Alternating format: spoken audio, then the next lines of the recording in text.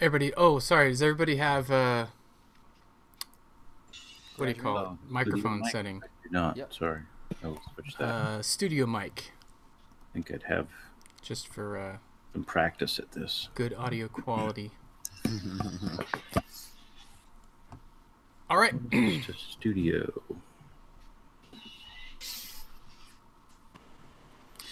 Studio. You ready, Mike? Yeah. Studio, do I sound silky smooth now? Yeah. Oh my God.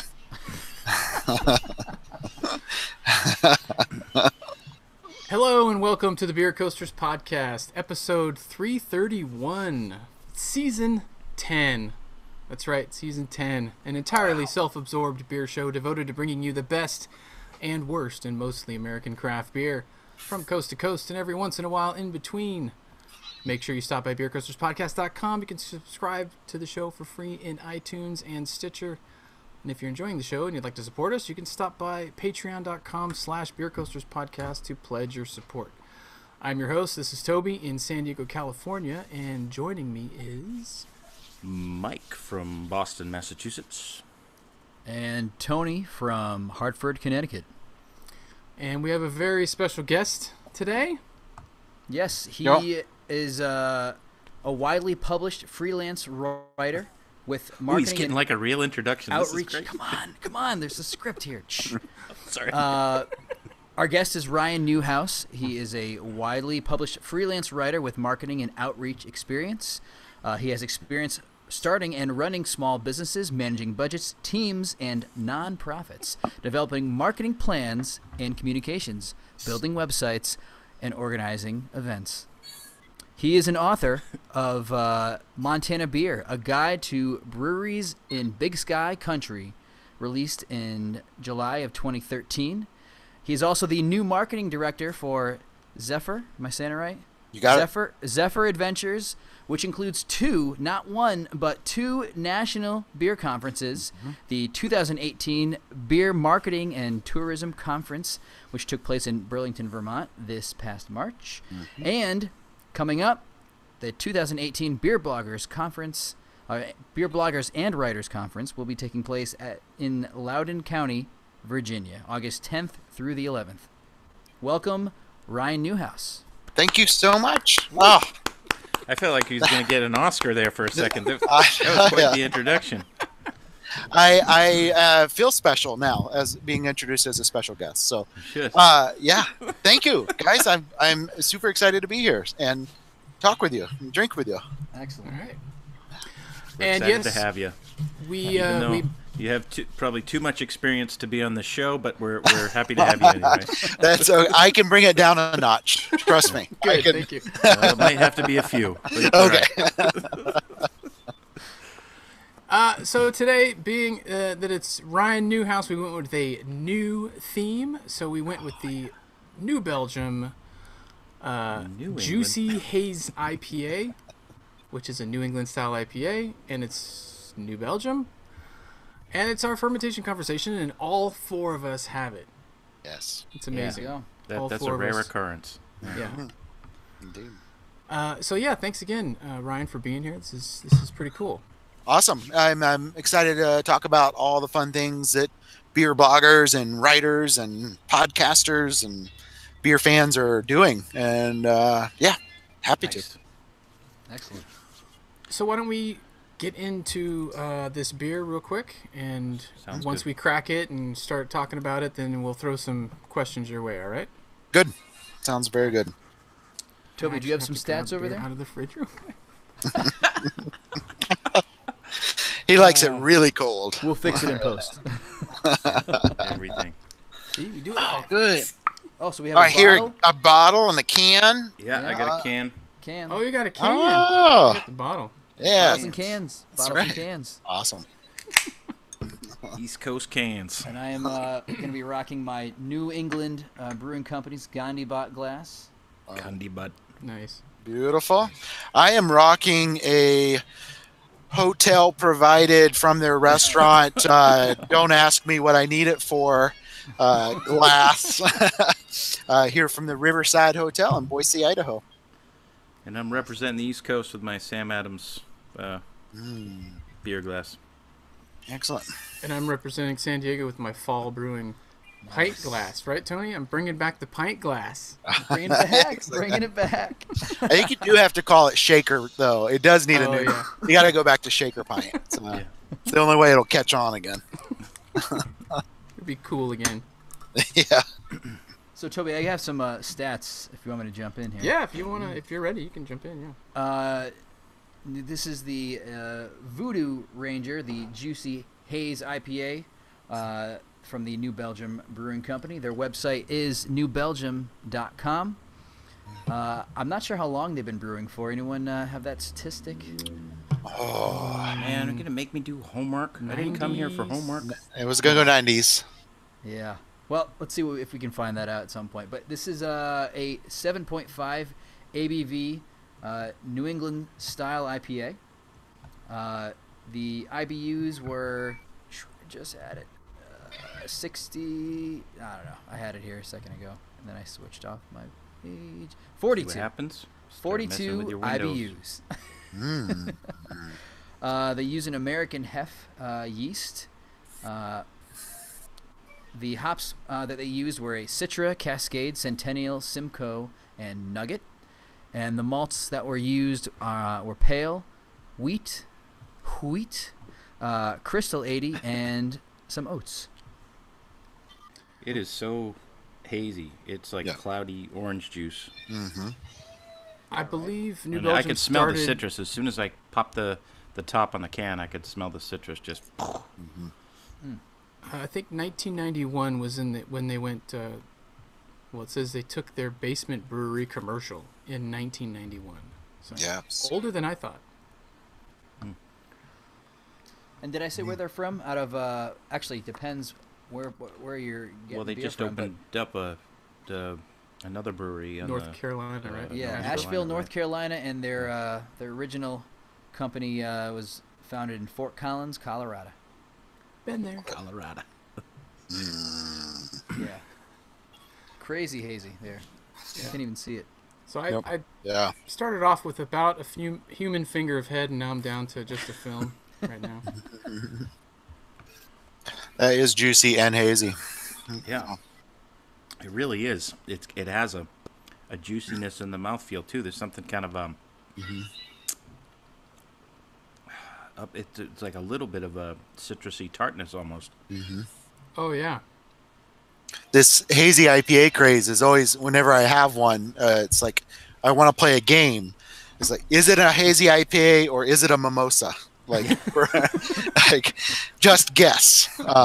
This is definitely definable as a beer, so I like that, and not so mimosa like. Oh, there's crazy amounts of orange coming from this. Yeah. It's a little richer in the mouthfeel than I was expecting it to be. But mine's a little bit warmer, I think, than it probably should be. I tried to get them in the fridge as soon as I got back with them, but I don't know if I had enough time to kind of chill. Yeah. I like this. Just on the reading the bottle, like packed with bright tropical aromas, brilliant citrusy flavors. This unfiltered IPA wraps up with a pleasantly smooth finish. Like, that's an experience right there. I like this. The aroma hops in there. To me, it's not the same hop flavor that I'm getting. It's a little drier finish. I get more like orange peel, Right. orange bitter than that, or tangerine, but definitely very aromatic. Yeah. Like a sweeter Yeah, orange. saying like as soon as I Yeah, top the top of the can, man, it's just like a cloud of citrus just kind of popped up. Having that dry finish is a little different, I think, from a lot of the hazies that I've had, because the haze usually it's just finishes just juicy, and Yep. it still lingers with the sweetness, but it doesn't really dry up. Some of the ones that I've had before, like some of the ones here in San Diego, I know that I don't know, it's maybe it's just trying to be a complete contrast of the West Coast style that they try to do, so they don't have that dry finish, or if it's, I don't know. Yeah. But yeah, this one, it definitely is. They just put slightly different. avocado in it and call it California.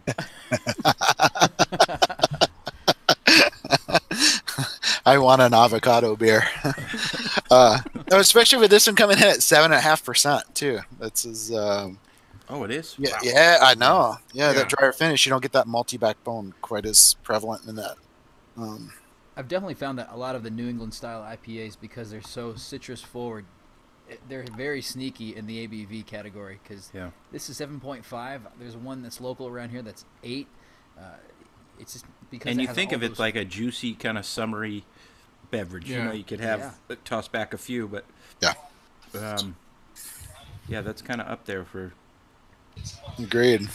Now the Voodoo Ranger is a series that they do, and they have the one I see the most of is their Imperial IPA, which I'm not sure if that one's like 8%, 8.5.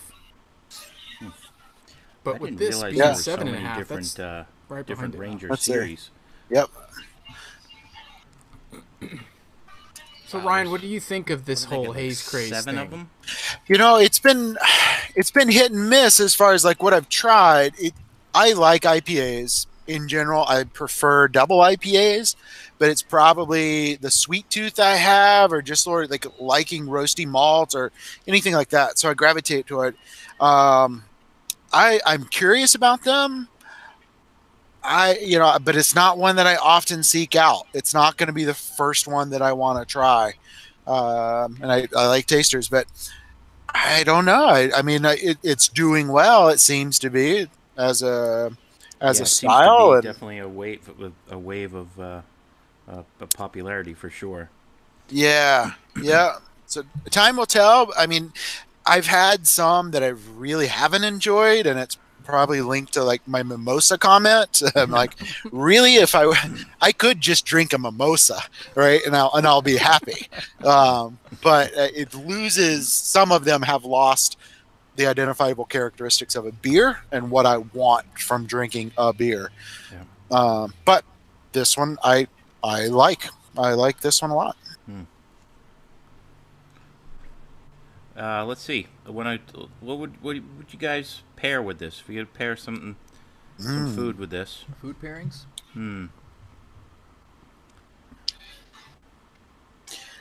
I would go contrastive, and I would do like maybe a blackened or Creole shrimp, Ooh, just to be kind of crazy.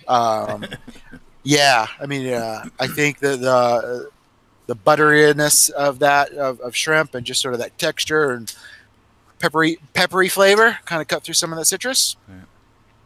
Yeah, with all the citrus, it's kind of reminding me a little bit of time in Florida, and I'm thinking like conch fritters would be kind of an interesting pairing with this. A little bit different.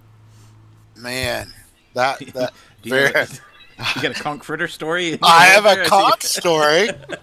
Man, that just brought back so many memories. But not conch fritters, but definitely like my dad.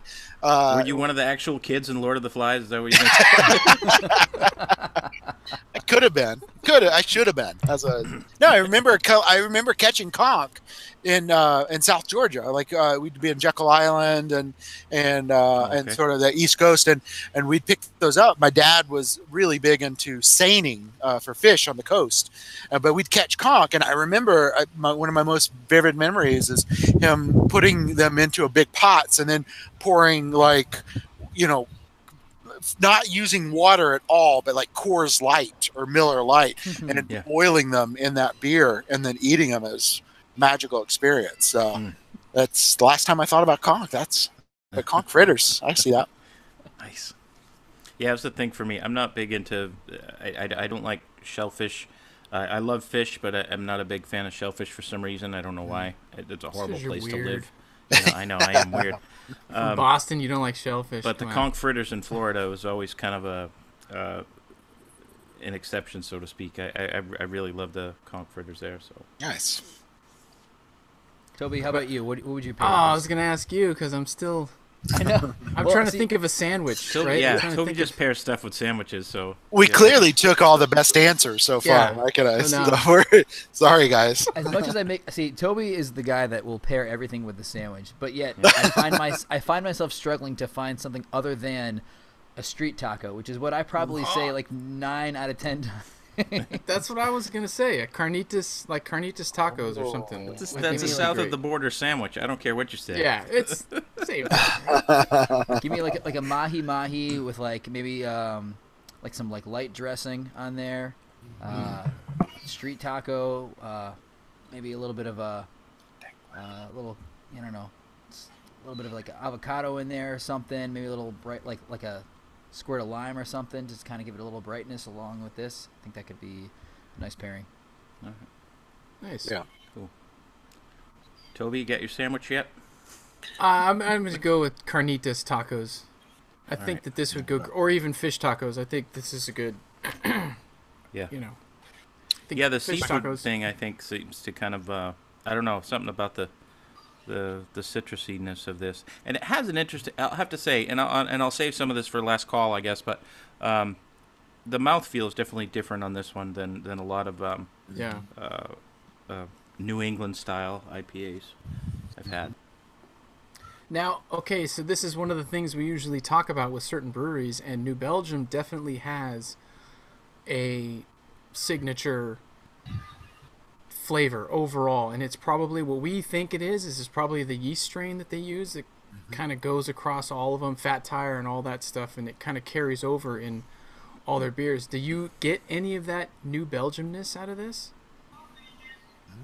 I don't only because Fat Tire for me is something particular in there that I don't know, does something to my belly that I'm not a big fan of, and I'm not getting the same in that. But maybe if I have a few, that same kind of feeling might take over. But I don't get the New Belgian yeastiness that I get in some of their other beers. Because I think I just had the regular Voodoo Ranger IPA last night, and I noticed that as I was drinking, I was like, there's that New Belgium thing. I did grab So- the regular Voodoo Ranger, so I can, because I do want to kind of see what the difference is between the two. I love the Imperial. Plus, I find it at Sprouts for like $7.99 a six-pack sometimes, Yeah. so can't beat that. Imperial IPA for $8 a six-pack. Nice. I So found do you it- know? Oh, I'm sorry. I was Do you gonna know say- what I mean, Voodoo Ranger's a series, like, but what's the background of picking Voodoo Ranger? Do we know? Oh, putting us on the spot. I know. Well, you guys sounded so researched. So Man, Sometimes boy, did we are. have this guy fooled. yes. Well, the Voodoo Ranger, they've got tons now. They just have the regular IPA. They have the Imperial, the 8-hop, the Juicy, the Red IPA, the Guava Spruce, and the Liquid Paradise. So Oh for my some gosh. reason, they thought this base would do well with a lot of different adjuncts Yeah. and variants and whatever you want to call them. But yeah, I don't know why they picked the Voodoo Ranger to begin with. It does seem kind of a strange name for the series, but I'm sure there's some kind of background story. We're gonna have to find that out. Yeah, it just when you go through the website, it just has a list of all the beers, and those are the ones I just read off. But as far as like the history of the series, Yeah, I think Doesn't they really- introduced it back in 2016, but they're just the things that I'm seeing online are just what they're adding to that series, Yeah. not necessarily Right. what that series is all The about. original series, yeah. How yeah, it came not like about. it's like some Brewers Reserve or something like that. Yeah. So I was on one of these calls with the Brewers Association. They sort of do all these updates, and the Zephyr conferences that I'm with is a member of the Brewers Association. So we get to listen in, and they were saying how Voodoo Ranger is basically the poster child for craft beer right now, as far as Wow. sales as a single SKU. Maybe that, and I'm sorry that I don't know if it's specifically the double IPA or the IPA or the Voodoo line as a whole, but they're saying that it's just been the pretty much saying the best selling craft beer in America right now Wow. among craft brewers. But Oh, So I guess we picked a good one to. You have good try. taste. You have good taste. Well, I've never been accused of that before. Didn't somebody at New Belgium step down recently?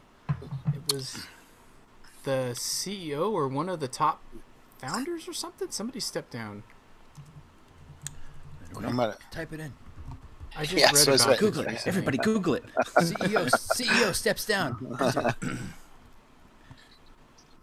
Yeah, I forget Longtime where I New was Belgium reading brewing employee Christine Pellerich will leave her CEO post. This is in 2016. because they hired a new one. Yeah, Steve Feckheimer, or is that right? Coming Sorry. from I'm sorry, what'd you call me? Suntory.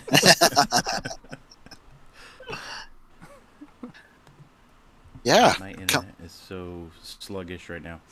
yeah, they looked for 9 months. You're right, and so somebody from the liquor industry from Beam Suntory came over to be the new CEO of this. Yeah, I wonder if he had anything to do with the Voodoo Ranger. You know, it's oh, interesting. I don't know exactly what this. I mean, listen, I'm just the messenger here. But there was a Kim Jordan was the CEO at New Belgium for 25 years. Stepped down in 2015, and then this woman Christine Pellerich stepped in, and then was only there for I think a short period of time, and then I guess this new gentleman's in there now. Mm-hmm. I see. Interesting. I do know that they're one of the few employee-owned Yep. breweries. Yep. The only three I know offhand, New Belgium. What are the guys from Oregon? We hardly ever Sierra have them Nevada? on the show. Oh, Deschutes. No. No, they're not. They're not employee owned. Full Sail. Full Sail. Full Sail, Okay. yeah. And here in San Diego, Modern Times is employee. Oh, I love Modern Times. Yeah, I was there with the Beer Bloggers and Writers Conference. Oh, yeah? Yeah, Nice. They're one of my favorite San Diego breweries. yeah. All right. So what do we want to do here? We want to have. Let's wrap this up and go some ratings, and then we can probably go off on a tangent somewhere. Well, let's go off on a tangent, and then we'll swing back and do some ratings. All right. I like towards the that. end. Excellent. New it. So let's- See, this whole show is new and improved. I like it. I love Let's it. pull out our Tetnangers and fire off some questions.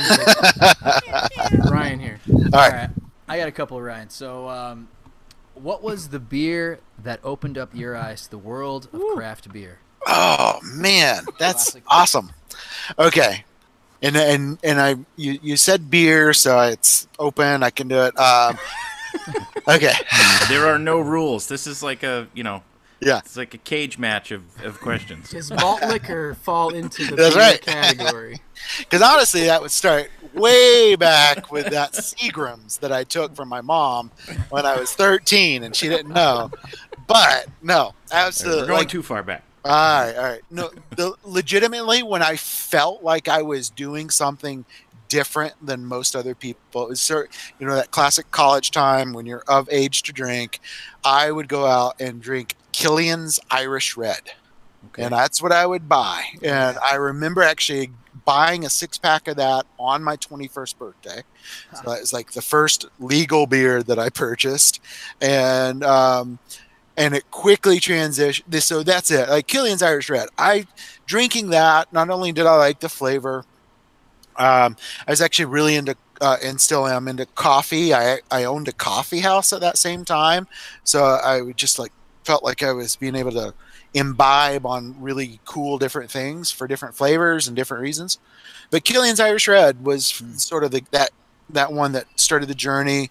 And it did transition. I mean, Fat Tire was a close second to that. It reminds me of college, but everyone would be drinking Keystone Light and Genesee and all these, and Busch Light, and someone would roll up to the party with a Killian's. You'd be like, "Hey, what's the special occasion? What's going on?" That's right. You have a horse on your beer. The bottle's a different shape, or it has something. Yeah. Yeah, but I do remember going to the other pivotal. It was around that same time, going to a beer bar, like an Irish bar back east where I was, and the gal who poured me a draught of Guinness, like put the clover shape in the foam, the head foam, and that blew my mind. Yeah. I was like, wait a minute, what did you do here? But again, it was just that I felt special, and I think that's what I seek in good craft beer. It's feeling special. Nice. Yeah. And it's an experience too. It's all Yeah. within the experience. Yeah. That's it. I mean, honestly, like I could not describe to you today what Killian's Irish Red really tastes like. I know I had a lot of it, and I could probably give you some broad stroke elements, but it is you're talking about it. It was about the experience of enjoying that beer and having that beer and different occasions. That's the stuff that sticks with me more than the flavor profile or what nuances I got out of it. I know a lot of times I would always, the first beer that opened up my eyes was the Dogfish 60 minute. But I can remember like college time, again, the special occasion, you'd always seek out the Sam Adams seasonal, like the Oktoberfest and the Oh yeah, and what's the new spring ale coming out and things like that. I remember. Yep, absolutely. That's where I led into like traveling or doing road trips or spring break trips, going in and buying a beer. And I'm guilty of it. What looked cool? What was the coolest label art? So I'd pick up like Flying Dog or something that would have some incredible label art, and Raging that's Bitch. Yeah. Raging. Yeah, exactly. Up in Maine, they had there was a blueberry beer, and I would find those types of things, and that's continued since. I didn't know what it tastes like. I grabbed a can today just on the artwork alone. I couldn't even tell you the name of it. I have to go down and look. Yes. And so I get it. Yeah. Yeah. Mike is also the local graphic designer there, so. Yeah, I'm cursed with that, I guess.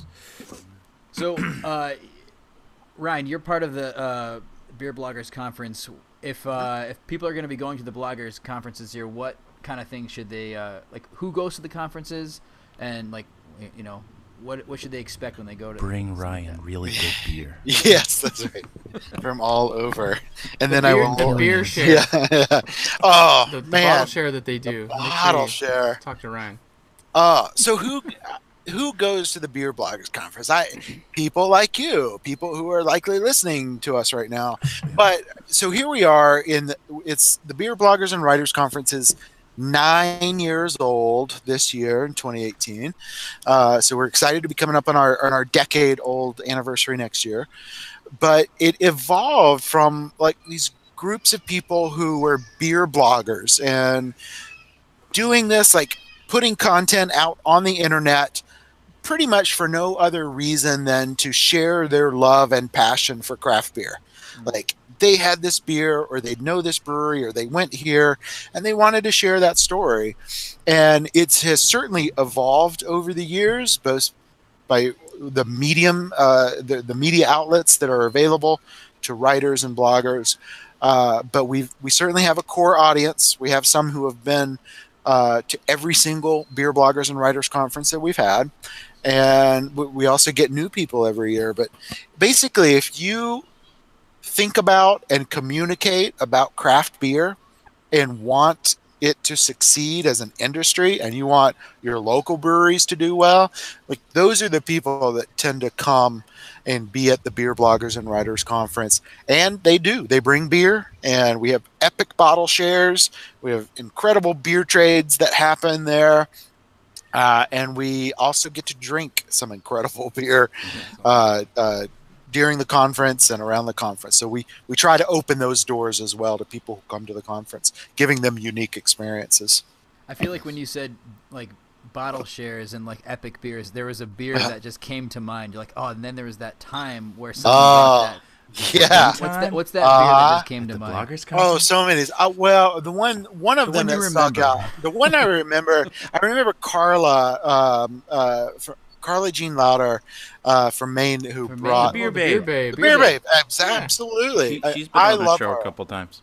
Oh, she's great, and she's going to be at our conference this year again, and she's moderating an incredible session that we're going to be talking about diversity in beer, diversity in craft beer. And she's moderating that session, but she brought lunch, I think, from the main Maine beer company. Yeah, thank you. And that was like, I just knew it. I just like, oh my god, you brought lunch, and she was absolutely more than willing to share. But that was one that an incredible experience. I've had other ones like when we were in San Diego, like I was saying, it was being able to have Parabola from poured by David Walker, Firestone Walker, like. Yeah. Oh my God! All right. Was the Chocovesa when they had it wasn't even bottled? Yes. Right? Yeah. Oh yes. I still have that. The growler that they brought that in. Yeah. I had totally. Oh yeah. The one that they brought, I totally hit them up. I was like, hey, what are you going to do with that growler? Can I have it? And yeah, it was great. Nice. That was one of those beers that from the whole conference that I remember just blew me away. I was That stuck oh my out. God, Yeah. what is this? Yeah. Incredible. So we do, and the bottle shares, even when we do them officially and have them, or they often happen just in people's suites or hotel rooms or here and there. But that's really what it is. It's this a community of people. This is the only time of the year that they often see each other, and it's a networking event. And they're coming from all over the country, and they're so excited to share the beers that have made them excited over the last year, and that's always fun. Excellent. All right, so you've been around a lot of different people with in your career. Who is the most famous person that you've had a beer with? Oh, that's a really good question. Who? Now, I'm trying to think of all the ones. At the time, like the first, I guess I'll give you a few firsts. And so, like, Julia Hers from the Brewers Association, like, I just knew of her before I ever met her. And I remember, like, timidly or geekily. Yeah. What's that? I recognize her from Beer Wars. Beer. Yeah. That was the documentary that opened my mind to a lot of what's going on.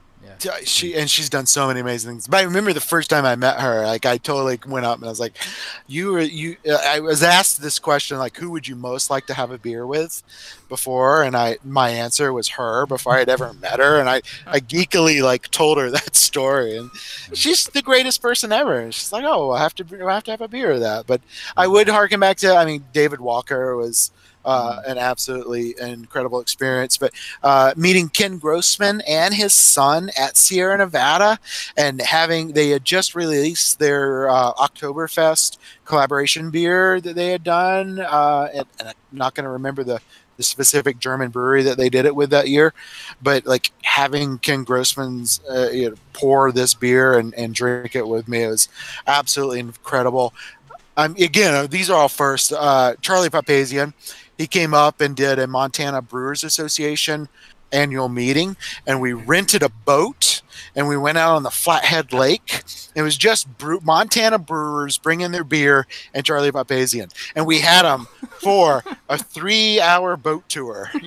Cue the music, and here we were. Like, he could not escape, so we just got to like corner him and have beer with Charlie, and that was pretty incredible. That's killer. Yeah. So those are a lot of the beer celebrities that I've really enjoyed. So those are the ones you had beers with. Okay. Who would you like to have a beer with? And I'll add, they can be alive or dead. Wow. Okay.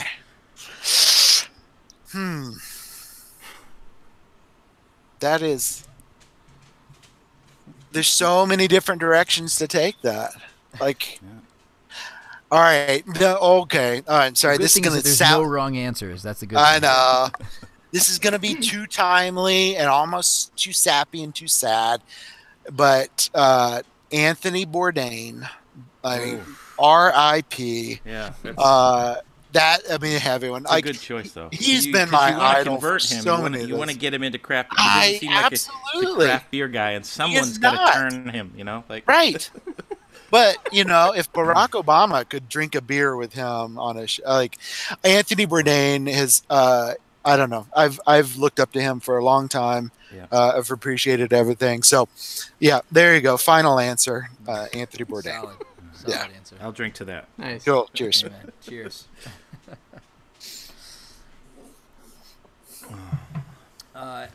So, I have good news and bad news, Ryan. So the Good news, and then stop there. All right. The good news is that the beer coasters the 10th anniversary of the Beer Bloggers Conference. Wait, you cut out for a second. Cut I out. have to say it Okay. again. You cut out for Start me, and over I was again. worried. Okay, go ahead. Did They I got cut out? you cut out. So I that's thought you were messing with us because you're like, here it is. The good news is black screen. dramatic pause.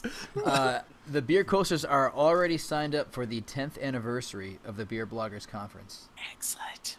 Are That's you the- really? That's the good Only news. because we couldn't go to this one coming up. Okay, good. That I want that in writing as well. All right. Do you have any insight on where that might be? Oh, hey. you want real insider information because we haven't announced it. Okay, I'll Don't give worry, you, the show give probably some- won't come out till next year anyway. Give us like a, you can give us like a riddle and we'll try to figure it out. Okay. Well, we like a couple of things with the Beer Bloggers Conference. One, we go back and forth. We try to go sort of like eastern Western, side, kind of bounce back western. and forth. Yeah, exactly. Poor Midwest, right? we sort of we fly over. Yeah. So we're in the eastern coast ish this year. So probably western. It's a big to do. It's the 10th anniversary. There's all kinds of cool symbology about full circle and kumbaya. Our very first conference was in Boulder, Colorado, and I'll leave it at that. Okay. All right. So, Cool. I like where you're going. all right, okay, We will be there. We will be there, right, guys? you're well, buddy. Done. Yeah. Good. Sign up right now. I get me credit card information. How about you guys? Do you have any questions for Ryan? Oh, you left out. There's one that you didn't ask. It was how long did it take for you to Was- grow that beard? Love this question. My cheesy answer is I shaved this morning, but we're in March. 2.5 years. So I've had some kind of facial hair since I was 16, pretty much, and mostly a goatee. But I absolutely jumped on board with the Movember or no Yeah. shave November.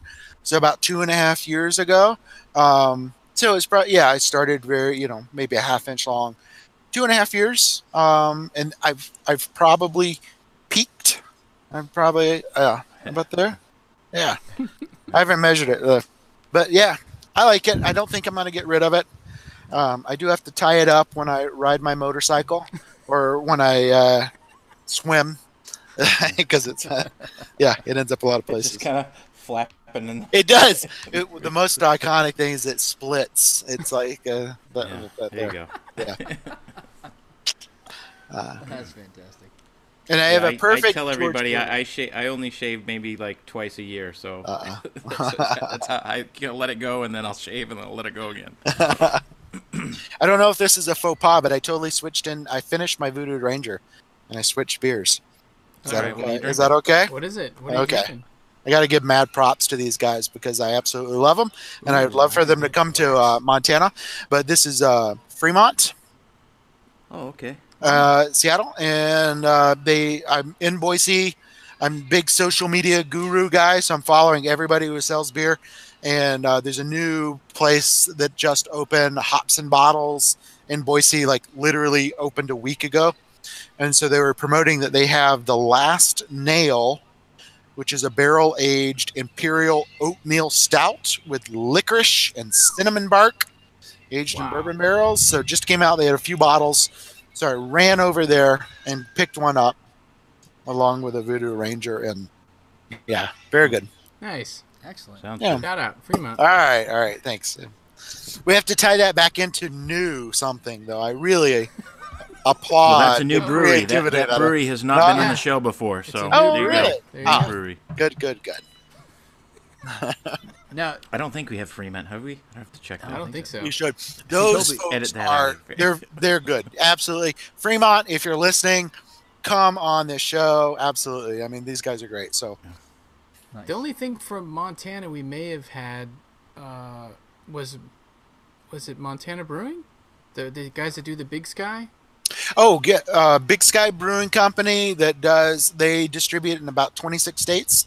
So you probably had like Moose Drool. Oh, Yeah. Moose Drool, yeah. Yeah, Trout that's- Slayer. Trout Yeah. Slayer is it? Yep.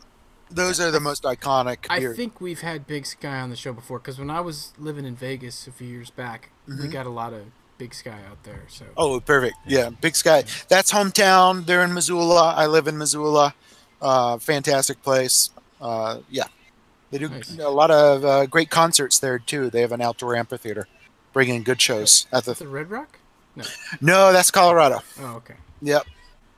They make beer in Colorado, too, I've heard. Yeah. Heard they make some good stuff. Yeah. Now, Toby, Mike, do you guys have the other Voodoo Ranger? I do, yeah. That was my pre-show beer. Was the Oh, nice. the regular you already IPA. had- He's moving up in the world. Because it's rude to have Ryan here drink alone, so I Yeah, empty. okay. So Uh-oh. I need to excuse myself for a second and Yeah. grab something Right. from the fridge. Yeah, I guess I could. You know what? I have another new name beer that I'm going to go grab. Either I have New School or I have M's New Moon or something like that. I think one's a Outstanding. porter and one is a. I'm assuming it's another New England IPA because it's New School IPA. Excellent. But I never ever think of New England as New School. But that's what do I know? Nice. All right. But Toby, I'll go keep grab the one show too. going. Good. I won't leave Ryan by himself. No, Oh, you guys. thanks. When you guys get All right, back, yeah. I'll go grab another one. I don't bite. Man. I think Charlie Papazian would be one of the ones that I would choose, or even Michael Jackson, the Beer Hunter. Oh yeah, a classic. Yeah. One of his, I remember reading something about him, and one of his things that really got me was he talked about, because I think he lived in San Francisco and he wasn't too far from the tornado, Huh? Okay. and he would talk, or maybe he was visiting or something, but he talked about just his walk from where he was at to the tornado, and just the anticipation of what he was about to drink or what he was about to try just like gave him goosebumps or something like that. Like it was just this whole, ooh, I'm going down, I'm going to try something new, try something different. And I thought that was pretty cool. And I can totally relate to something like that, I love that sense of anticipation for that. Yeah. I mean, don't you get that anytime that you travel to a place or Yeah. a new brewery or you've got a new flight of beers in front of you? That's beautiful. What a good writer. Mhm. Everybody can point to him in some way, and that's powerful. Yeah, just some of the, if you find some of his videos when he went to Belgium, Oh, and this was like back in the 80s or something when nobody was doing anything like this, and he was sitting down with these people at this table and they were drinking this Belgian beer and they were pairing it with food, and all the stuff he was talking about was like, I could imagine how foreign it would be to so many people. sure. And Yeah. then he would go to these like little beer festivals that were up in Northern California, and he would talk about Anchor Brewing and some of those ones from like back in the early 80s, like Mendocino I think was one of them. And Yep. I don't know, I was like, nobody was doing this back then. Yeah. No, that's it.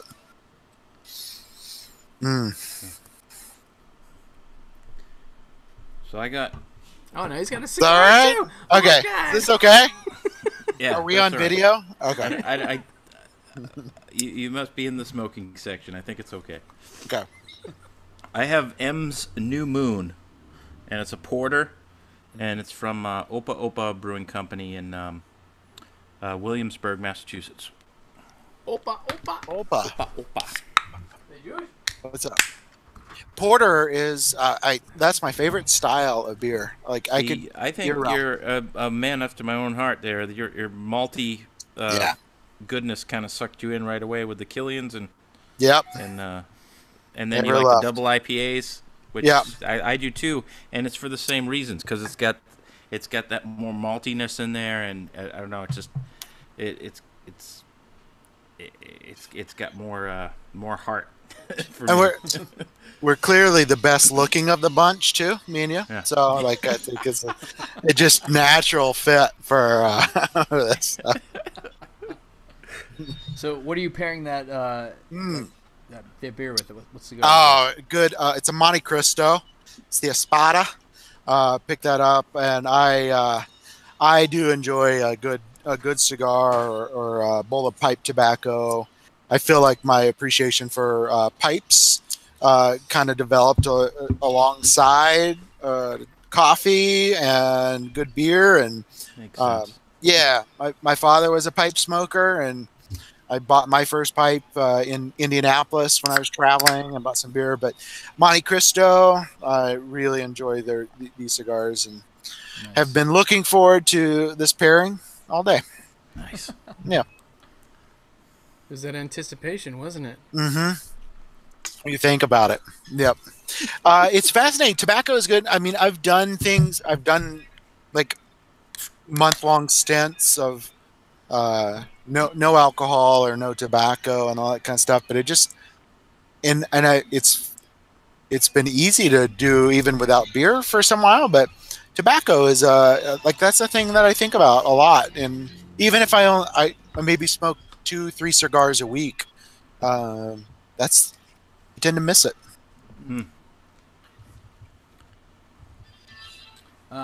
So it seemed like you guys were going a little bit more of the dessert route with the darker beers. So I also am going to join you with Good. Mass Landing Oh, nice. out of Westbrook, Maine. Thankfully, I have 3 older sisters, one of which lives in Maine, so I get a lot of delicious things from vacation land. Yeah. This is a called Gunner's Daughter. It's a milk stout with bold flavors of peanut butter, coffee, and dark chocolate. It's delicious. I like that. I was fortunate enough yesterday to tour. I'm in Boise, Idaho, and which I've learned that it's Boise, not Boise. Yeah. So you're in Boise, Idaho, and I went to Gooding Farms, and which is the oldest hop farm in the state of Idaho that's been continuously run. And met the Gooding sisters. So the farm's owned by 3 sisters, run by 3 sisters, and but I had to ask. Of course, you're growing all these hops, like an incredible amount. Like I believe 9,000 bales of hops a year. Each bale weighs 200 pounds. Wow. And so I asked one of the sisters, like, "Are you a beer drinker?" And she's like, "I actually am a beer drinker." And among her favorite style was the milk stout. Which I thought was fascinating. It's not a super hop prevalent. You'd think being a hop farmer, you'd be a hophead, and you want like triple IPA dry hopped with something else. But no, she's like, yeah, it's some good malty backbone milk stout. Nice. There was a tangent for you. Speaking of milk stouts and like beers that won me over in my early like experiences with craft beer. Mike knows this story. I think he was there. We were there, yeah. Stone. It's a Toby's been Toby's there been there story. and I was there. And Mike's This been there rarely story. happens. So we were at the 8th annual Stone Beer Festival, and Left Hand Brewing was there, and they had the milk stout on tap, and And that they was had not the been first distributed. time. Yeah, we didn't First have any time I'd left-hand ever- stuff there. We had people walking up to us. We were in line for something else, and they would walk up to us and say, "You need to get in this line over here. This milk stout is amazing." And I remember going and waiting for it and trying it and going, "I've never had anything like this before. This is amazing." Yeah, that was one that stuck out that time for sure. I'll never forget when I went to New York and they got some Left Hand there, and it was the milk stout. And my friend said, "Oh, they have it. You should order one." So I ordered one, and what do? You open the nitro bottle and you pour it ever so gently. And he said, "What are you doing? You're doing it What wrong." are you doing? And he orders one, and he does the whole, Yeah. 6 to 12 thing. And I thought that was the most amazing thing I've ever seen. Yeah. Awesome.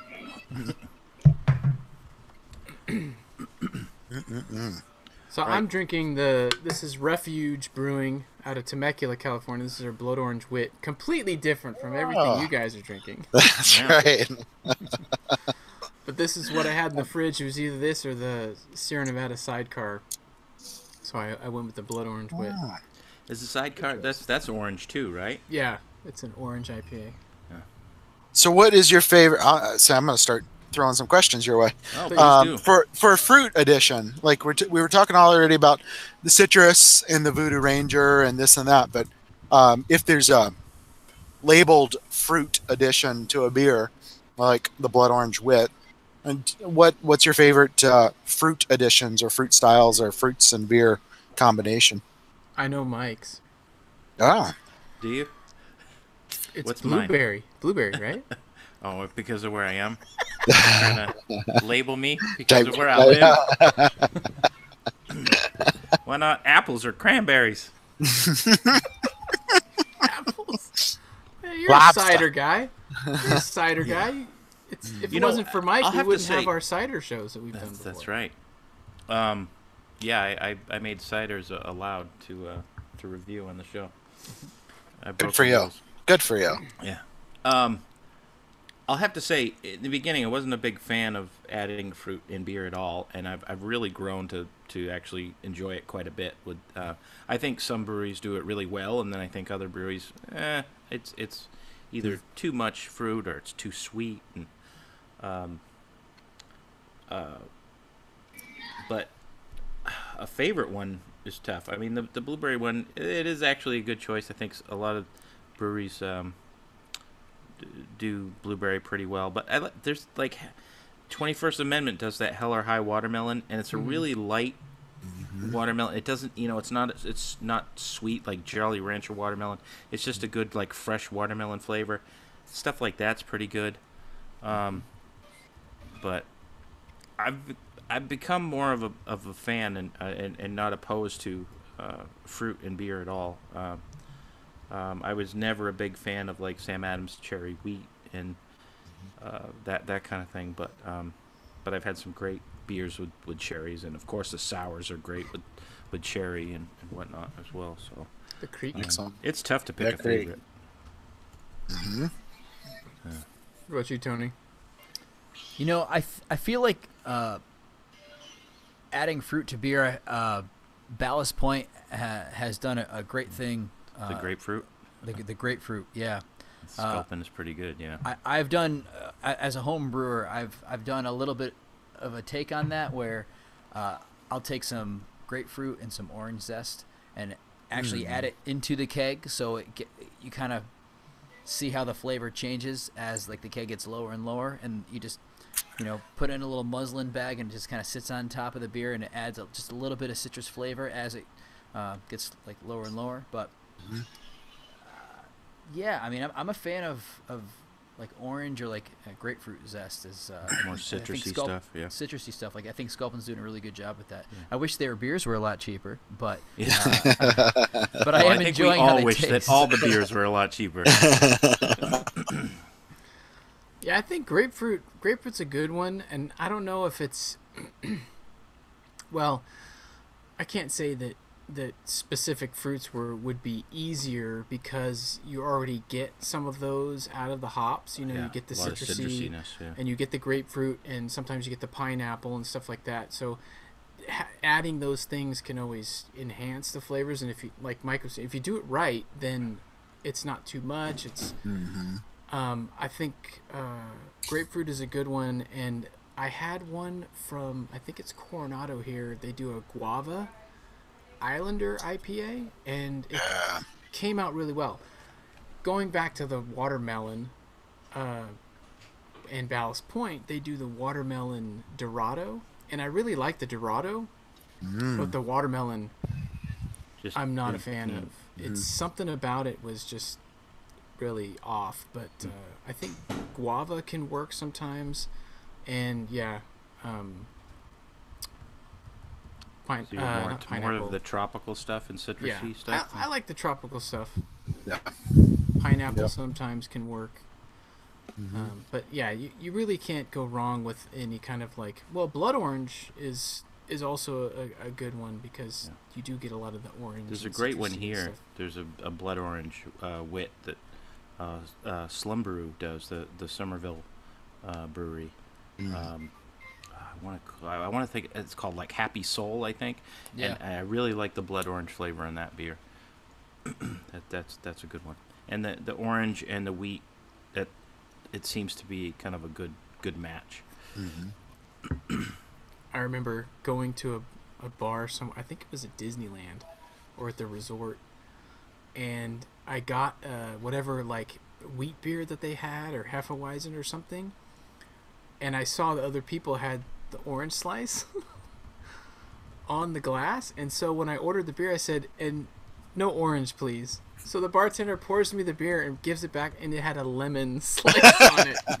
So I was like, "Oh, I guess I should have said no citrus, please, or no fruit." No fruit. It was probably like, I don't know, what was the Widmer? It was Widmer Hefeweizen or Brothers. something like that. They always put the orange slice on. Yeah. Or the Blue Moon, right? That's always Or got Blue Moon, the yeah. orange Oh, slice in all their yeah. advertising. Yeah, that's right. Coriander. Yeah, I think they even made a commercial pointing out like how special it is to have an That's why orange we do slice. it, yeah. Yeah, that's right. Paid for by the Orange Growers of America. Right. Some breweries brag about their packaging. Other brewers brag about the fruit that they're supposed to put in their beer, but not about the beer itself. But I will say, Blue Moon, I think, turned a lot of people on to. Yeah. Oh, I give them credit for Craft that. beer. I think that Blue Moon was, it was a gateway beer for a lot of people. I think to get them into other styles and realizing that not all beers taste the same, and you can find a beer that I think there's a beer for everyone. And I think a lot of people still have that stigma, like, oh well, I don't like the taste of beer, and don't realize that that's kind of silly. It's like saying I don't like the taste of food. And you just haven't found, what you The like, right one. Exactly. Yeah. Interestingly enough, so I work at a brewery, and a lot of times people who are just wanting to drink local, they'll say, "Oh, well, I've had a Blue Moon. What would you recommend?" And a lot of times I'll recommend our double IPA because it's a New England style and it's not bitter, and you get that. People would see the style IPA and You shy think away like that's a from it. big, huge jump, but yet Bitter it's got and- enough of those flavor profiles to draw them in. But they just want they wouldn't know the flavor profile, so all of a sudden it's got orange and all these different like tangerine, like Ryan was saying before, like and those are the flavors that they like. I was getting a ton of orange with the Voodoo Ranger Juicy Haze, and they would love that. But would they buy that? Absolutely not. If they didn't know enough to try. Right. it. They see IPA and they just kind of I can't handle it. Yeah. Can't handle the bitterness. No. IPA gives me nightmares. I've had multiple people tell me about how hops have induced nightmares for them. Like, that's a thing, really. My uncle has like his analogy is his take on the IPA is that it's a pissing contest. That every that all these breweries are just trying to outdo themselves with the hops kind of thing, which it's an interesting perspective, and I can definitely see how he could, how someone would feel that way. But Yeah. I think there was a time when that was true, but now I think we're starting to come back around, and with the hazies and the juicies and kind of toning down that crazy bitterness, and even with the pilsners and the Mexican lagers and stuff like that are getting more popular, I think it's kind of coming around to where, okay, we don't really need to like blast people in the face with all these crazy hops and ABV and stuff. Yeah. Let's just make something that's drinkable. Yep. Not that all Mexican lagers are drinkable. Some some of them are, and some craft breweries here have done a pretty good job making some Mexican, like the AleSmith Sublime. I just had that recently, and it totally reminded me of Negro Modelo. The kind of darker lager. Yeah. And it was. Well, it was I'm good. a huge fan of AleSmith. That's one of my favorite San Diego breweries. All right. Did we ever get to the ratings of the beers that we had before the beers that we're drinking right now? I don't think we did. No. I'm Bring trying it to bring around. us back on track, but Give I'm not everything very an good at 11. Yeah. Okay. that. Yeah. So Ryan, how we do it is we do a 5-pint rating system, 5 Okay. being the perfect pint. Yep. And then, if you want to do a half pint, or we've been known to do quarter pints every once in a while, but Fear of commitment is what that sounds like. frowned upon. It happens a lot. Okay. Do I get to go last? Yeah, let's have Ryan go last. Since it's my show, I'm going to throw it to Mike. Let me get your rating on the Voodoo Ranger Juicy Haze IPA. Well, I wanted to give the Untapped rating. Oh, yeah, first. let's do the Untapped ratings. Okay. My page is frozen here, but I don't have the special places, but I do have the Special the places. ratings. Out of 54,813 ratings, this thing got a 3.79. Wow. So that's not too shabby. I got your special places right here, buddy. I have Devil Craft, which I don't know where this location is. Somewhere in the Far East. Tour In the Far East? Yeah. Far East. There's a lot of symbols, and I don't know what any one of them means. Oh, okay. When your page unfreezes, you'll see what I'm talking about. Tour de Fat in Chicago, Illinois, and Brew at the Zoo, West Orange, New Jersey. Jersey. All right. So if you want to hear my take on this, I'll have to say, for me, this is a little bit different kind of New England style IPA. I really liked it. It had a really interesting mouthfeel. In the middle, it did dry up at the end, which we talked about. It had kind of a dry finish, which is a little bit different as well. The citrus just kind of blast the citrus right away. Man, it was really good. I kind of want to. Maybe it's just my experience right here, right now, but I think I'm going to give it 4 pints. I think it was Nice. really solid. But I'm not rating it, like a textbook style New England IPA, because honestly, I'll be honest, I don't even know what the hell that is, because I'm from New England, and all of a sudden I hear this New England style IPA stuff come up, and it's like, what the hell makes it different? I don't even know if we knew in the beginning, like, what makes, and then all of a sudden someone says, oh, well, that's the difference, is it's hazy, it's unfiltered, and what, it's like, I don't know. So I really don't know where the origins of this New England style IPA comes from. So the fact that New Belgium can take it and Colorado and make it like this, I'm saying, why the hell not? So. Well, if Ryan's been having beers with Julia Hers, maybe he's got some insight on how. I wish I knew. I did.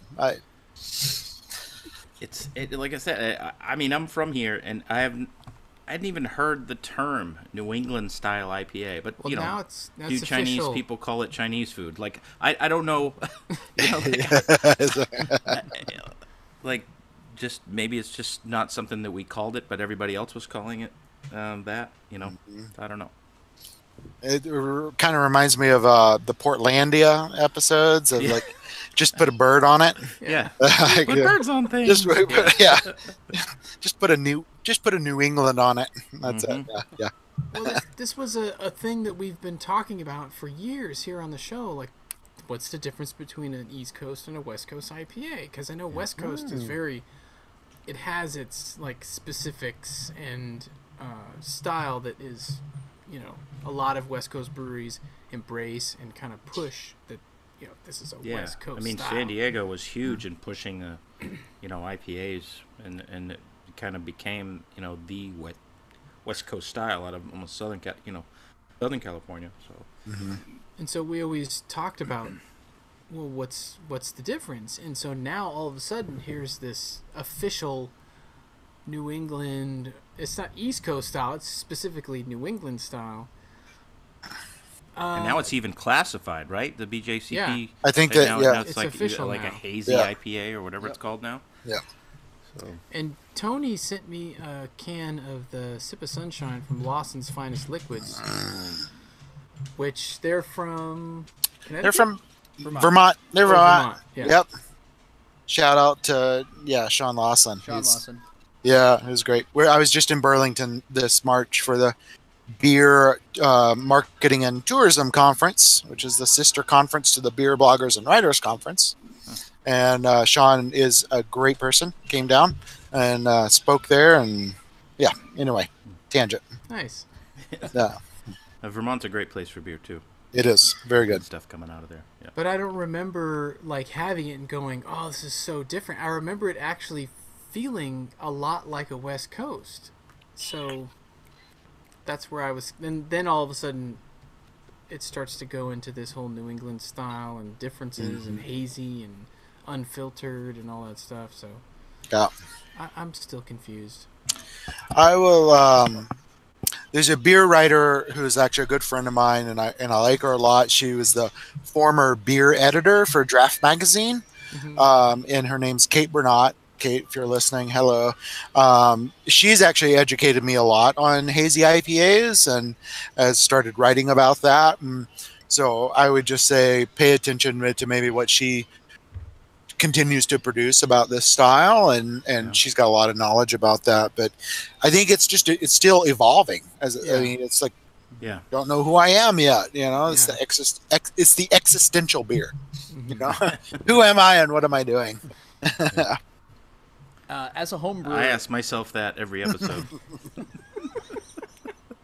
like when I'm brewing like IPAs, I know if I'm brewing again, I don't know if this is like, I never established this as like a West Coast versus like East Coast, but a New England style, I know for me, like, you know, you have your standard 60-minute boil for anyone that home brews out there, and usually when you add the hops right at 60 minutes, that's your bittering hop. Well, in New England style, you don't add a bittering hop. So kind of like this Voodoo Ranger, and I don't know about the other part of the series, but especially this one, I didn't get a whole lot of bitterness with this. There's a lot of citrus, a lot of juiciness, hence the name, not a whole lot of bitterness. Yeah. I feel like that's the New England style. Yeah, it could be hazy. It doesn't have to be hazy. I Right. know this one is, but the The citrus IBUs forward, are dialed down. the IBUs are. I mean, this one was at, I think, at 40. 40 something. Yeah, Yeah, which it's pretty low for any IPA. for an IPA. absolutely. But then again, I think it's I mean, New England style. Now you're splitting hairs, because if you look at Dogfish 60, which was kind of like my first beer that really opened my eyes to what am I drinking here and why is this so bitter, was Dogfish. Now that's an East Coast beer, so you can't say East Coast, West Coast. Right. But Right.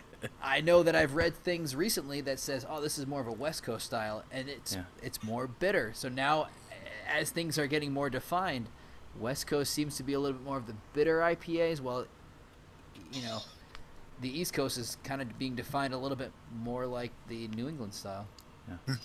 And that's and I guess if I'm kind of grasping at straws here, but I think the East Coast tried to mimic the West Coast and then put their own spin on it. What with like the tropical stuff, or Yeah, just citrusy, you or know, what? I think with the more citrusy hops, whether they're using Cascade or Amarillo or whatever, that they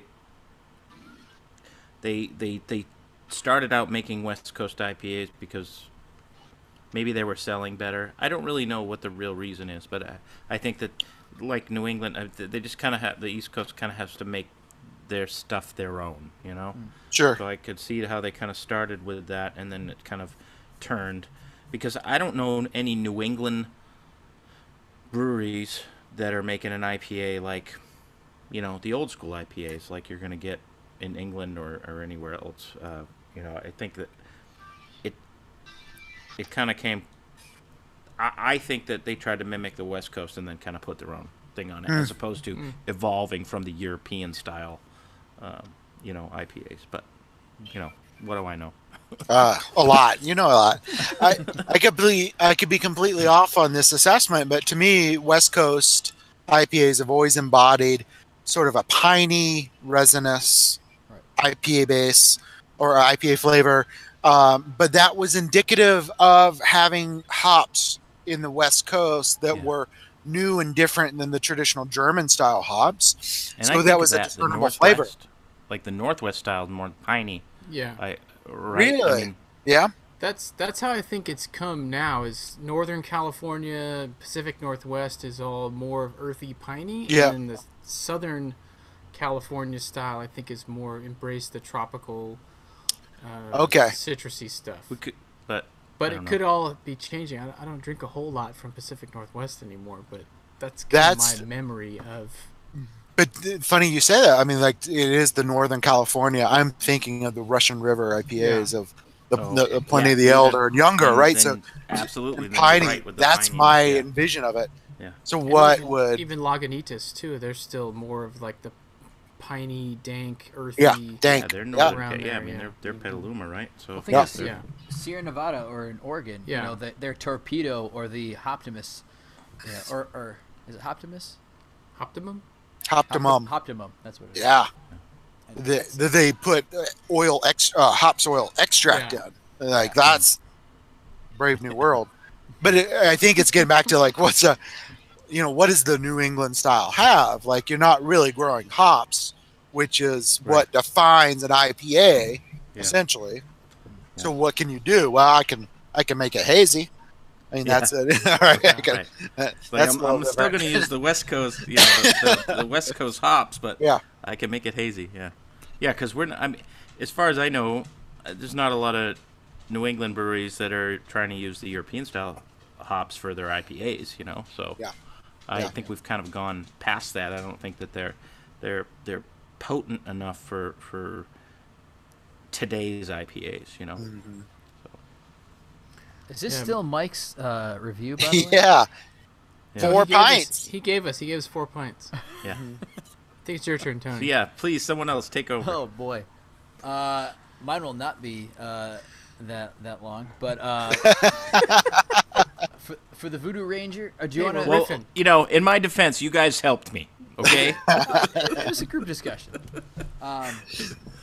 And we turned him, he was right? In the end of it, he was just right. Yeah. And that's the most important okay. thing. Can't be wrong. You can't be wrong on this show. That's the good thing. Oh, go. New Belgium. We're Voodoo wrong Ranger, every show. Juicy Haze IPA. What's interesting, again, we keep talking about this New England style, and yet this is potentially out of Colorado. It might be out of North Carolina. Yeah, right. For a brewery to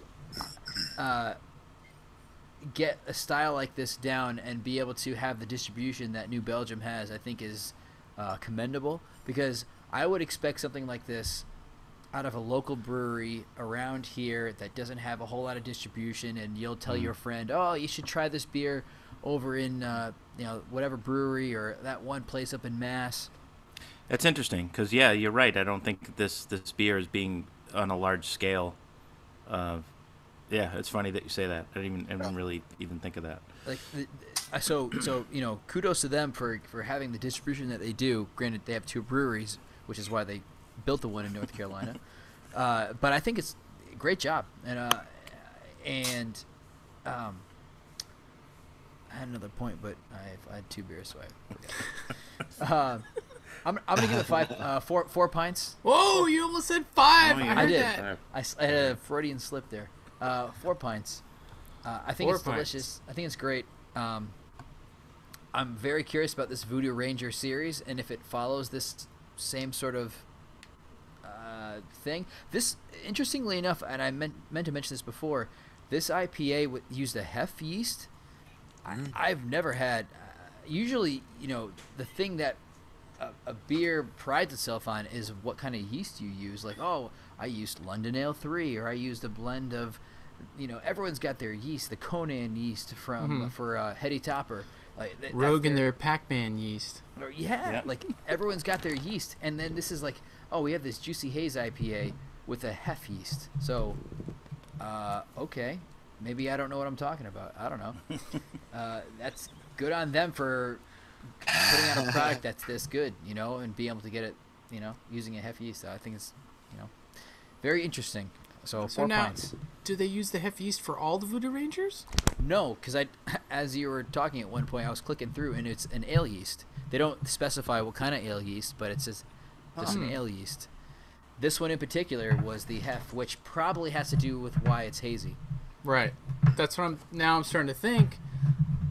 So are a lot of these New England breweries, are they using some sort of do they use a lot of wheat malt, or do they? Because this one had wheat malt, right? Wheat malt. Wheat. I can say from experience, a lot of New England IPAs, everyone prides himself on the London Ale 3, which is there's not a whole lot of there's fancy words to use here, but I'm not thinking right now. But it doesn't clear the beer up. It keeps it hazy. So when you are pouring it after fermentation, it's still hazy. It's not. It's cloudy and whatever. The hef yeast probably has that same characteristic. Yeah. But that doesn't mean that that's what everyone's using across the board. Right. But it's interesting because with a Hefeweizen, there's a lot, that's huge flavor profile that comes out of a Hefeweizen. Right. That's an iconic yeast. You know what? That might contribute to why that mouth feels so different too. Absolutely. It's got that. Now that you say that, I mean, that definitely. Oh, you're gonna change your rating now? No, I am not. I won't do that.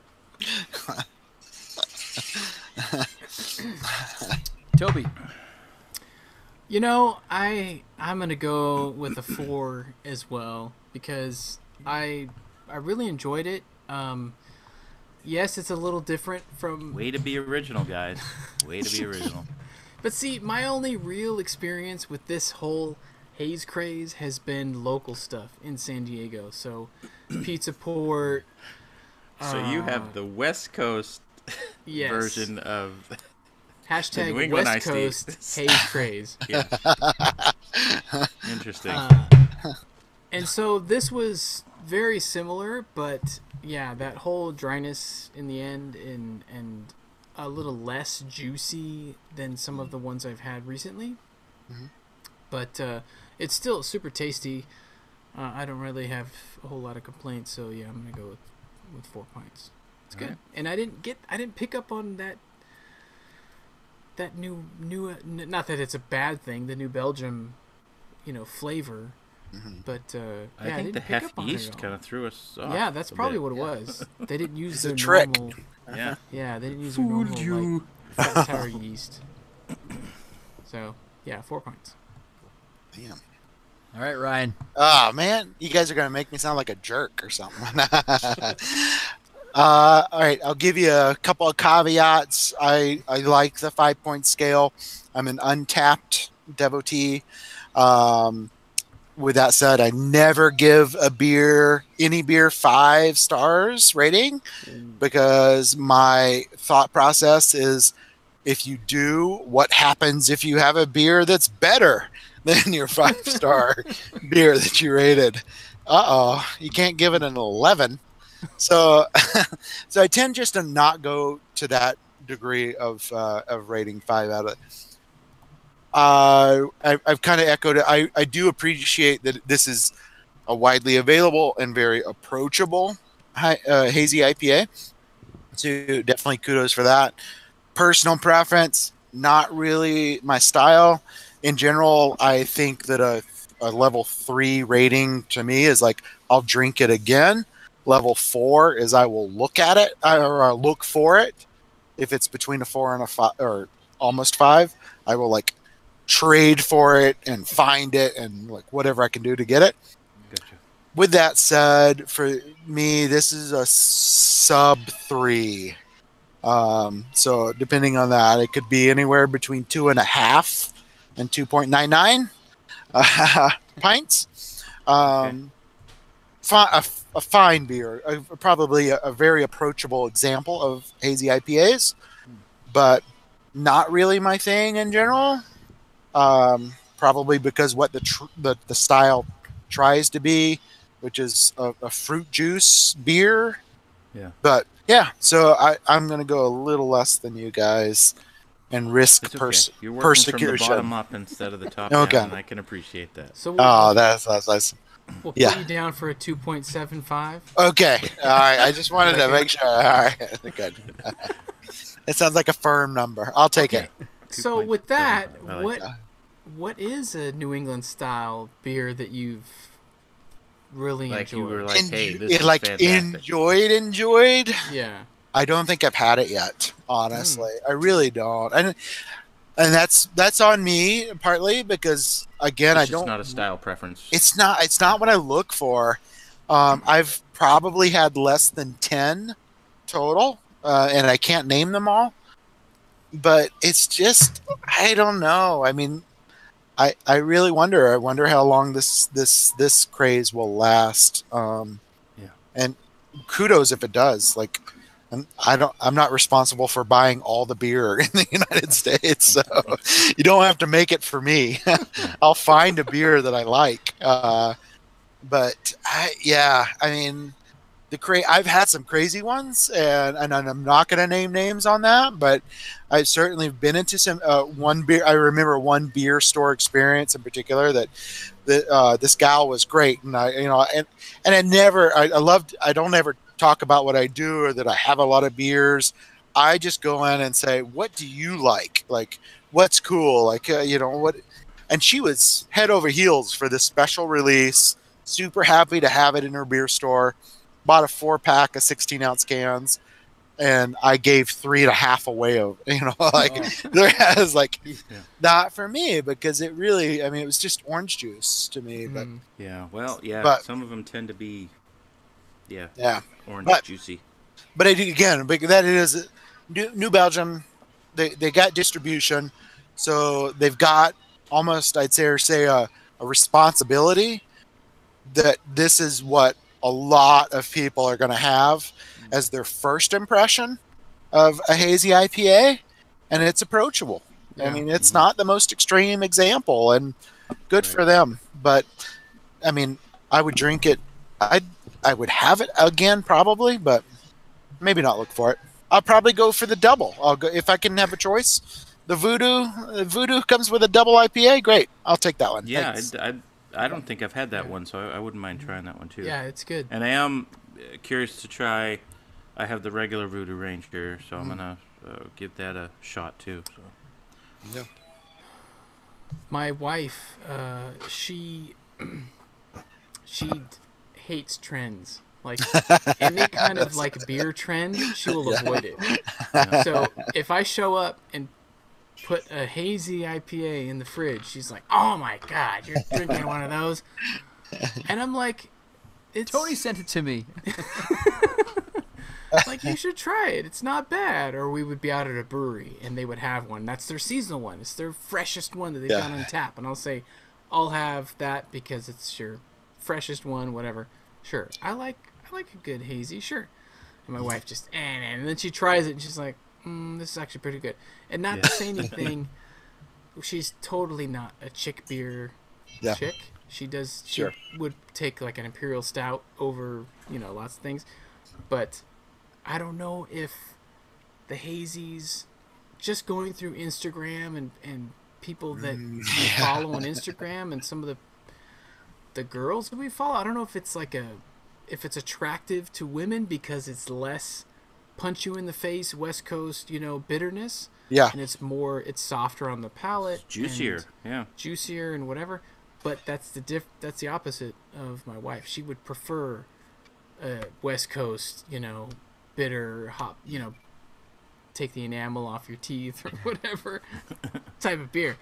So I don't want to say oh yeah, a lot of those juicies are like chick beers, but it is interesting to see, a lot of girls on Instagram with these super cloudy, juicy, hazy beers and stuff. So It is photogenic, and I'm sure Yeah. it filters well in the Instagram sense. Like, God, you could put a great filter on that. So I'm going to give a quick shout out to a podcast that I've been listening to, Full Pores Radio in Connecticut. They did a live feed from the Blind Rhino in Norwalk, Connecticut. They did an IPA blind tasting, the Blind Beer Awards they called it, and everyone that entered, they knew that there were 12 breweries in Connecticut, and you didn't know what kind of beer, like you knew IPAs, but you didn't sounds know. fun.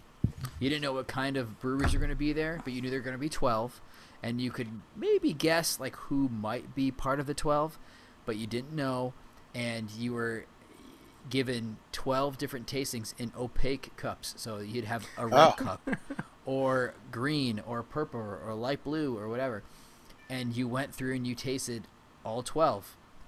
And then at the end of the tasting, you had 3 poker chips, and you said, okay, one for red or like all for purple or green or whatever. And at the end, so you can't tell if it's hazy or if it's clear or what. And it's kind of an interesting way of doing a beer tasting. So you can't tell what's going on. So there's no biases because it's hazy or because it's not hazy. You just what you like, what smells good, what you're drinking, So what you enjoy, and The trends don't rear their ugly head in that sense. Yeah. I mean, I'm not a huge fan of trends myself, but I think with beer, it lends itself to almost needing waves of newness, and to have these trends to kind of keep interest and freshness to not only the people that have been drinking this stuff for so long, but they're kind of seeking out new and inventive things. Yeah. So I think it's a little bit different as far as it's a trendiness that I allow myself to say is okay, Mm-hmm. and normally I don't. I think sometimes it goes a little too far, but we'll see how this this hazy IPA goes. But. Well, plus when certain trends start to come in, then you get the breweries have the ability to fine tune it, because I remember when the session IPA first came out, I thought this is hop water. There's no balance. This is just all it is just thin, hoppy, whatever. And then over the years, certain breweries were able to fine tune it to where they were figured out, okay, we can still get some body in there, we can still get some good mouthfeel, and lower the ABV and make it sessionable. Even though I'm not a huge fan of the session IPAs, I do like some of them, but I don't typically seek those out, and those have already started to go by the wayside.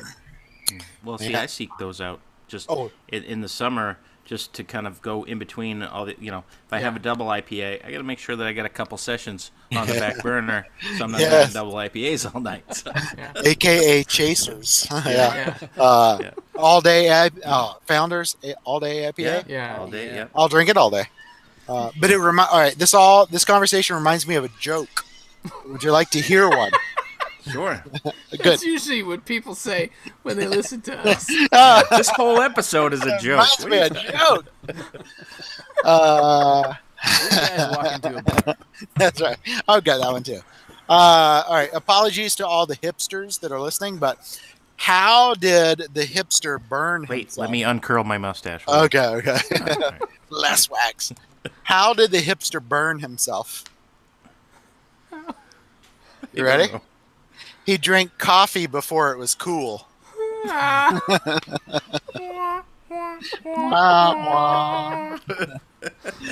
it is. That's the joke about. That's the joke about trends.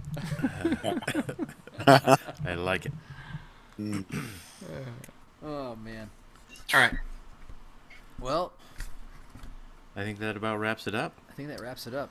Man, Should ending on we- a high note.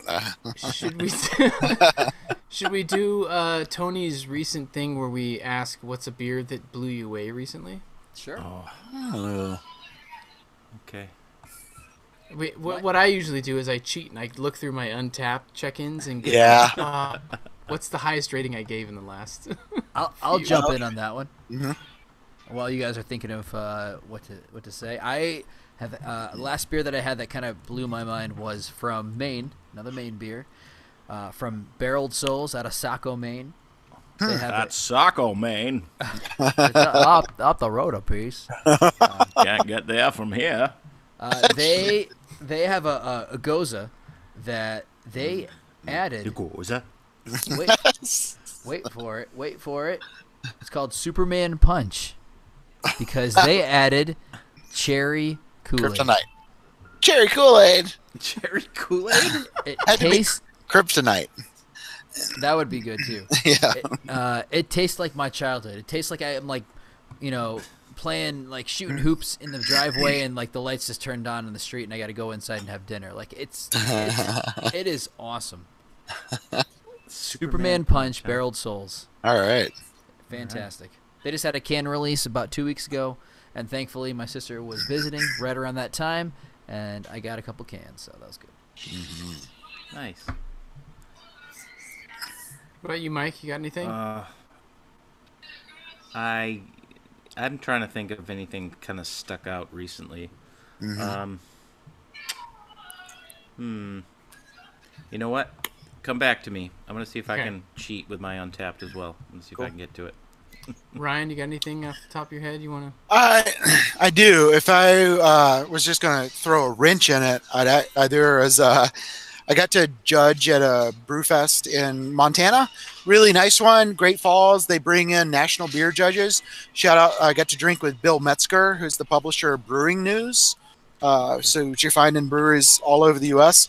and really loved it. But he and I got to judge cider category in this brewfest, and there was a Montana-made cider that absolutely it was a single varietal, so it wasn't a blend, and they used a variation. It was a Dalgo apple, which is a crab apple variety, and I mean, I was so happy because I got to appreciate qualities of saying horse blanket, barnyard, all this kind of stuff In a that made cider? this Wow. in a cider. Wow, that's Which, crazy. if you look, and I would encourage you to look at the BJCP style guidelines for cider and see what it's acceptable, you will find similar terms of like horse blanket and barnyard qualities. Oh, we used to throw those terms out in the beginning before we knew what they even meant. Like early shows, we would say, horse blanket. and it was the best. It's the best quality. So I would give that shout out. But to play fair in a beer, there's one out of Missoula from Draftworks. It was the Small Brewery of the Year in 2014 at GABF. So kudos to them for that. They recently released a Tomatia Sour. So okay. it's great. Still on tap. That's probably one that has absolutely blown my mind recently. So there's two for you. Nice. I recently had the Port Brewing's 12th anniversary double IPA, and looking back on Untapped, I gave it 5 pints, so I must have really loved it. Nice. Yeah. So Or you had several. Yeah, it was a 22, so I'm sure I Nice. finished it before I gave it my rating. But yeah. I'm also a sucker for a good double IPA. That's probably... It's funny, double IPAs and Imperial, like barrel-aged Imperial Stouts are like two of my favorite styles. So try that Fremont. Very good. Yeah. Nice.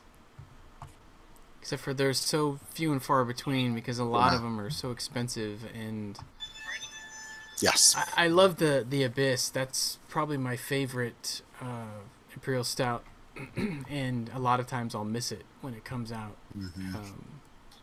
And I used to buy 2 at a time and sit on one for a year, and it was always way better a year later. That was uncomfortable.